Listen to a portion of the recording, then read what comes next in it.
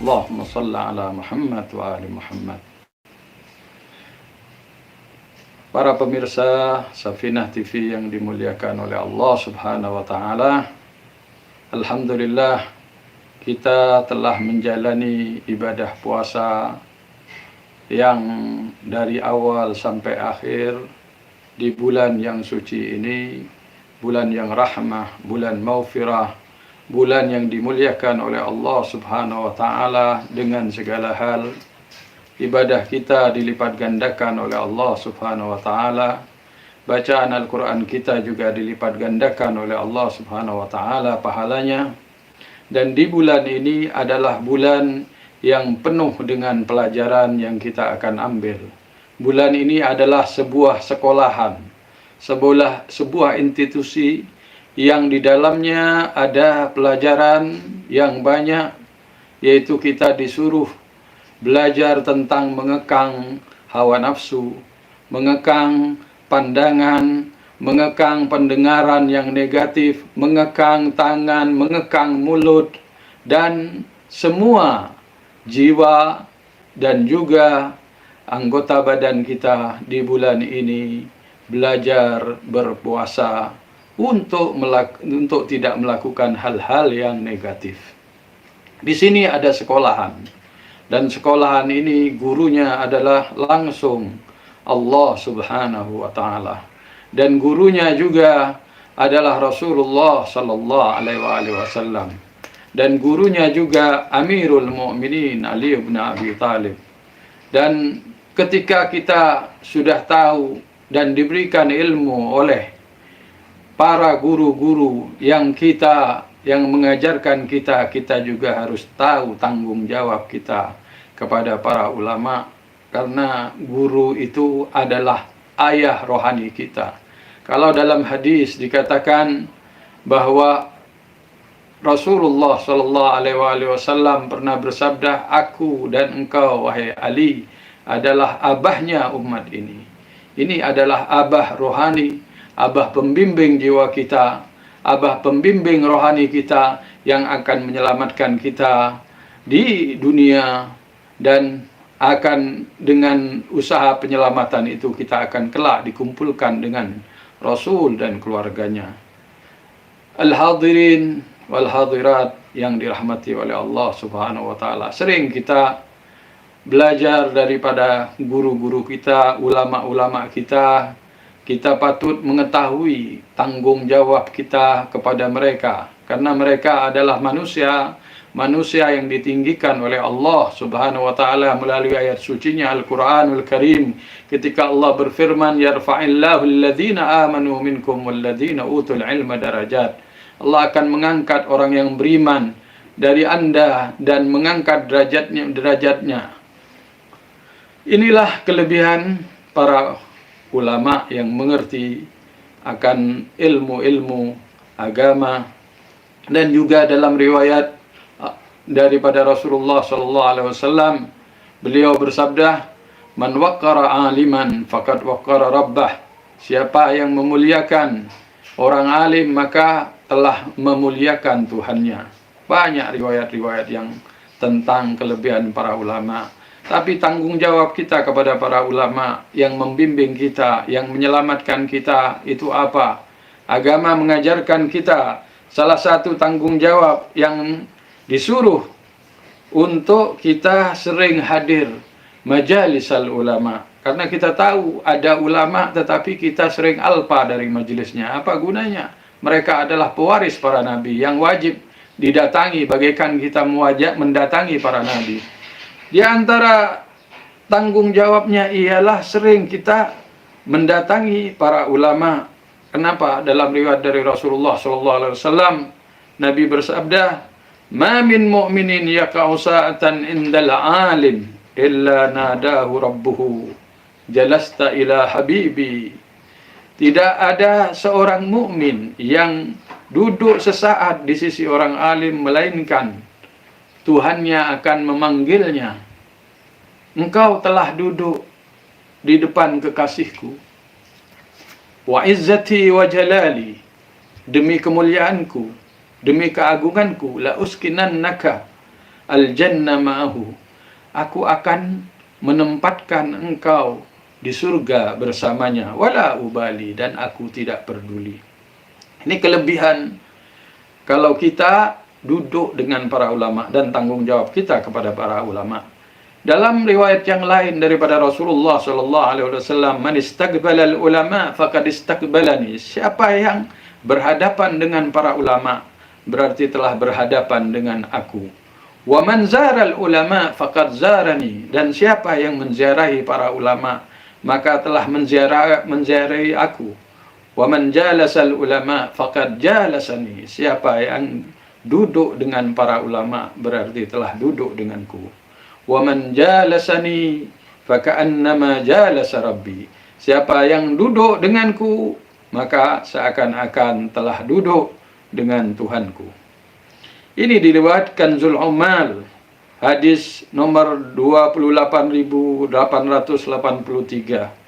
Dan juga banyak riwayat-riwayat yang lain, termasuk pesan Sayyidina Ali kepada Malik al-Ashtar, yaitu ketika mau dijadikan gubernur di Mesir, "Alaika bimujalasatil ulama." Hendaklah engkau, wahai Malik, untuk duduk bersama para ulama.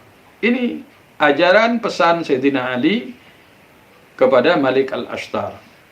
Juga dari tradisi para ulama, yaitu seperti Syahid Mutahhari, beliau pernah berkata, "Saya hadir kelas Imam Khomeini setiap hari Rabu semata-mata dengan kelas akhlak Imam Khomeini. Dengan itu saya dapat mengontrol diri saya, dapat memperbaiki diri saya, dan itu merupakan charging kepada jiwa saya. Setiap hari Rabu saya akan terus ingin hadir di kelas-kelas akhlak tersebut." Kemudian wasiat Luqman kepada anaknya. Luqman berkata, "Ya bunayya jalisil ulama." Wahai putraku, duduklah Anda bersama ulama. "Wazahimhum birukbataik." Dan sempitkanlah dudukannya dengan kedua lututmu. Maksudnya di sini kiasan agar kita sering mendekat kepada para ulama. "Fa innallaha yuhyil qulub binuril hikmah." Sesungguhnya Allah akan menghidupkan hati-hati dengan cahaya hikmah. "Kama yuhyil ardah biwabilis sama." Bagaikan Allah menghidupkan bumi dengan air yang dari langit, dari air hujan. Ini ulama diibaratkan dalam riwayat ini, di riwayat Luqman, bagaikan air yang menghidupkan bumi. Ulama juga menghidupkan jiwa-jiwa yang sudah mati. Menghidupkan apa? Dengan cahaya hikmah, dengan ilmu, agar orang-orang ini selamat di dunia dan akhirat kelak. Kita renungkan lagi doa Abi Hamzah As-Simali. Doa Abi Hamzah As-Simali, dalam doa tersebut, "Wa mali kullama qultu qad saluhat sarirati wa qaruba min majalisit tawabin majlisi. Aradat li baliyatun azalat qadami wa halat baini wa baina hidmatika sayyidi. La'allaka an babika tarattani wa an hidmatika nahaitani. Aw la'allaka ra'aitani mustakhiffan bihaqqika fa aqsaitani." Kenapa denganku setiap kali aku berkata bahwa batinku setelah baik, telah suci, dan telah dekat dari majelisnya orang-orang yang bertaubat, tiba-tiba baliyatun, cobaan, ujian, datang kepadaku yang mentergelincirkan kakiku dan menjadi penghalang antara aku dan engkau, wahai Allah, dalam berkhidmat padamu. Tuanku, kemungkinan engkau dari pintumu akan mengusir aku, dan daripada berkhidmat kepadamu engkau sampingkan aku, atau engkau melihat aku meringankan hakmu hingga engkau jauhkan aku. La'allaka ra'aitani mu'ridan anka faqallaitani. Atau engkau melihat aku menjauh darimu, akhirnya engkau jauhkan aku. Aw la'allaka wajadta, engkau tolak aku. Aw la'allaka ra'aitani ghaira syakirin li na'maik, atau engkau telah melihat aku tidak bersyukur terhadap nikmatmu, faharramtani, hingga engkau haramkan aku.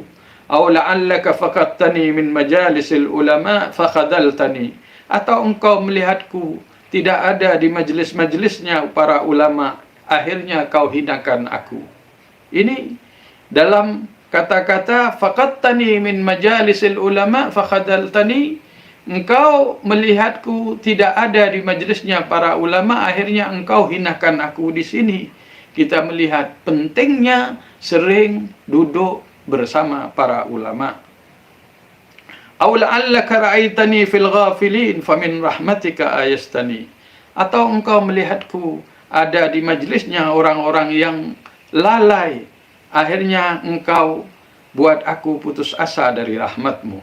Aw la'allaka ra'aitani alifa majalisal battalin fabaini wa bainahum qallaitani, atau engkau melihatku menyukai majlis-majlisnya para pengangguran, hingga akhirnya engkau biarkan aku bersama mereka dan engkau tidak peduli padaku.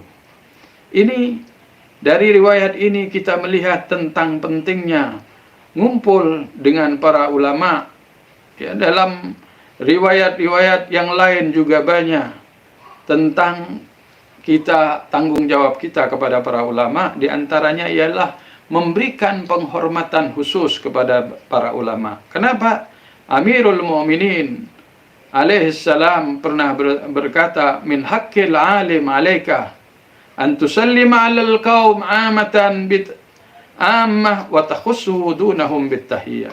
Di antara haknya alim kepadamu ialah engkau memberi salam kepada kaum, kepada orang lain dengan satu salam secara umum, tetapi dengan para ulama maka berilah penghormatan kepada mereka secara khusus.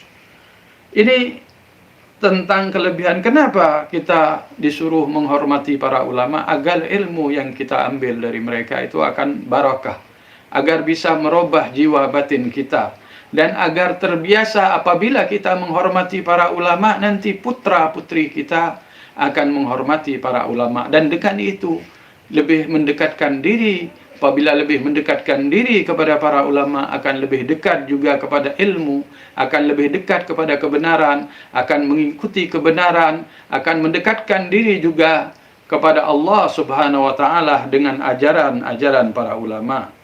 Kemudian di antara haknya para ulama yaitu mendengar baik kepadanya, yaitu husnul istima' ilaih.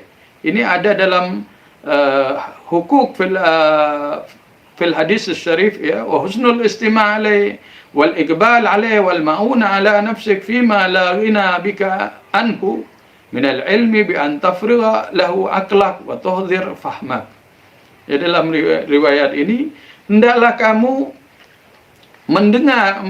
mendengar para ulama itu dan datang kepadanya dan memberikan pertolongan kepadanya, dan juga memberikan pertolongan kepada dirimu melaluinya, yaitu dengan apa? Dari ilmunya. Fima la ghina bika anhu, yang kamu tidak akan merasa sudah kaya dari mereka, yaitu selalu fakir kamu daripada mereka. Dari apa? Dari ilmunya, yaitu bi antafriga lahu aqlak, kamu kosongkan untuknya akalmu.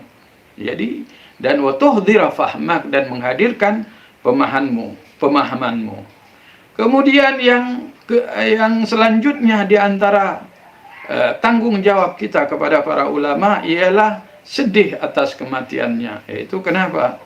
Mautul alim musibah, dalam riwayat daripada Rasulullah SAW, meninggalnya seorang alim itu satu musibah la tujbar, yang tidak dapat ditampal dengan apapun.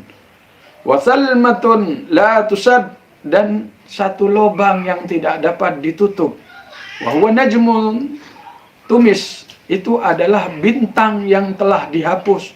Wa mautu qabilatin aisaru min mauti alim, meninggalnya sebuah kabilah, suku yang banyak, itu lebih ringan di sisi Allah daripada meninggalnya satu ulama.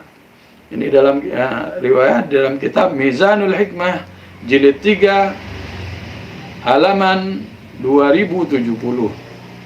Majelis mereka, yaitu di antara tanggung jawab kita selalu hadir di majelis mereka. Dalam riwayat daripada Nabi Al-Akram Muhammad sallallahu alaihi wasallam, sayati zamanun 'alan nas yafirruna minal ulama kama yafirrul ghanam minadh dhi'b. Akan datang satu zaman kepada manusia, mereka akan lari daripada para ulama bagaikan larinya kambing daripada serigala. Ibtalahumullah ta'ala bisalasati asya. Apabila hal ini terjadi, yaitu orang-orang lari daripada para ulama, nanti Allah akan menguji mereka dengan 3 perkara. Al-awwal, yang pertama yang akan diuji, yurfa'ul baraka min amwalihim, keberkatan akan dicabut dari harta-harta mereka. Yang kedua, sallatallahu alaihim sultanan jairan, Allah akan mengirim kepada mereka para penguasa yang zalim. Dan yang ketiga, yakhrujuna minad dunya bila iman, mereka akan keluar dari dunia ini, yaitu meninggal tanpa dalam keadaan beriman kepada Allah Subhanahu wa taala. Ini dalam kitab Biharul Anwar jilid 22 halaman 454. Yang selanjutnya di antara tanggung jawab kita kepada para ulama, tidak merusak majelis mereka dengan perilaku yang tidak layak. Kita lihat dalam wasiat Imam Zainal Abidin alaihissalam ini meliputi perkara-perkara yang berikut ini. Pertama, raf'us saut alaihim, jangan mengangkat suara di hadapan para ulama. Wasabkihim bil jawab, dan mendahului mereka dalam menjawab. Contohnya, ada orang bertanya kepada seorang alim di majelis tersebut, Anda di sana yang hadir padahal Anda belajar menimba ilmu dari para alim, dari alim tersebut. Tiba-tiba ada yang bertanya daripada hadirin, Anda ikut campur dalam menjawab kepada orang yang hadir. Itu adalah bentuk galilul adab, kurang ajar kepada orang yang memberi Anda ilmu, dan di hadapannya ada yang lebih alim daripada Anda untuk menjawab. Ini adalah perbuatan yang kurang baik dilakukan oleh seorang murid di hadapan gurunya. Kemudian, idza sa'alahum ahadun minan nas, jangan menjawab kalau ada yang bertanya di majelis tersebut kecuali alim yang Anda belajar. Wal muhadatsa ma'a ghairihim, jangan juga ketika ada pelajaran mengobrol dengan selain daripada mereka. Maksudnya jangan mengobrol dengan sesamanya di sana. Tidak boleh di antara sopan santunnya. Raghma hudurihim, walaupun mereka hadir. Wal ghibah indahum, tidak boleh juga mengumpat di sisi para ulama, di hadapan para ulama. Di luar kehadiran para ulama aja sudah gak boleh, apalagi dengan adanya para ulama. Kemudian yang dilarang juga, wal hanas ma'al akharin bil asrar wa ifsyaiha, berbisik-bisik dengan orang yang hadir dengan perkara-perkara yang rahasia kemudian diungkapkan dengan bisikan-bisikan. Wa ghairi dzalik mithli qala fulan wa qala fulan khilafan lahum wa ta'nan bi maqalihim. Contohnya berkata fulan begini, fulan begitu. Ini adalah perbuatan yang mukhalafah, yang tidak boleh dilakukan, dan perbuatan yang merendahkan, wa ta'nan, tusukan, sebuah tusukan bimaqalihim, dengan ucapan-ucapan para ulama di sana. Seakan-akan merendahkan. Karena para alim itu sedang mengajar, tiba-tiba yang hadir berbisik-bisik dan berbicara hal orang lain, ataupun akan menyinggung perasaannya. Ini yang paling penting yang kita ketahui, al-hadirin, al-hadirat yang dimuliakan oleh Allah. Di ambang Ramadan ini, akhirnya Ramadan, kita harus kenal bahwa kita ini, amal kita agar diterima oleh Allah dan diampuni. Kenapa kalau tidak diampuni di bulan-bulan ini? Rasul bersabda, inna syaqi haqqas syaqi, sesungguhnya orang yang celaka dan benar-benar celaka, man kharaja min hadzal syahr, siapa yang keluar di bulan ini walam yughfar dzunubuh, sedangkan dosanya tidak diampuni oleh Allah Subhanahu wa taala. Mudah-mudahan kita di bulan ini dosa-dosa kita diampuni oleh Allah, amal kita diterima oleh Allah, dan juga sepanjang bulan Ramadan yang kita menimba ilmu di bulan ini diterima oleh Allah kita, karena Allah Subhanahu wa taala juga para guru-guru, para ulama juga mengajar karena Allah Subhanahu wa taala, qurbatan ilallahi taala. Wal afu minkum, wassalamu alaikum warahmatullahi wabarakatuh.